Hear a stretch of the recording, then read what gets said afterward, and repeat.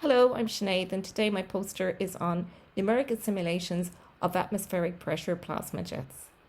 So a dielectric barrier is created inside an open quartz tube.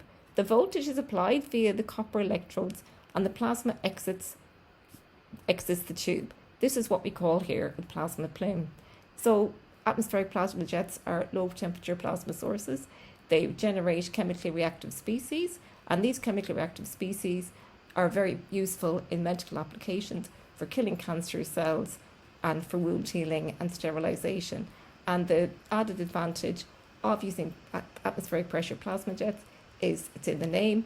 They can be operated at atmospheric pressure and at room temperature. So electric fields and electron number densities are very important properties of our plasma jets. So the higher the electron density, the higher the rate of reactive species. And electric fields we're interested in because they induce cell electroporation.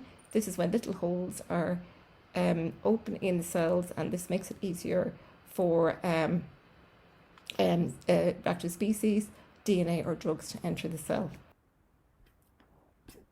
My simulation is set up as follows. The tube is cylinder, so if we cut it in half, this is to reduce the computational effort. So the helium goes in here, and this is the quartz tube. This is the powered electrode, and this is the ground electrode, and there's also a ground electrode here. So the plasma comes out and into the environment and hits a target. The cylindrical coordinates are radial here, and this is the axial coordinates. So if you can imagine that COMSOL chops the domain into tiny little pieces, and they solve then the partial differential equations for each segment. So here is the finer mesh, and here is the coarser mesh, because we want the plasma dynamics, and here it's more important to us. These are the equations that govern the plasma fluid model.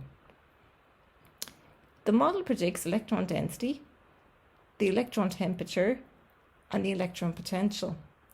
These are snapshots taken at 32 nanoseconds. These results show a plasma bullet or ionization wave moving up through the tube. So it moves up through the tube here, close to the target, and at the end of the simulation, you can see the ionization moves through the dielectric target, and then here you can see a faint return stroke. So graph A here shows a variation of axial electric field over distance. So there's two different targets here. There is a copper target and a quartz target. So copper does give a higher electric field, but however, quartz gives us more of a spread. And here, this graph here just shows us as the further away you are from the tube exit, the higher the electric field, and this has been observed experimentally.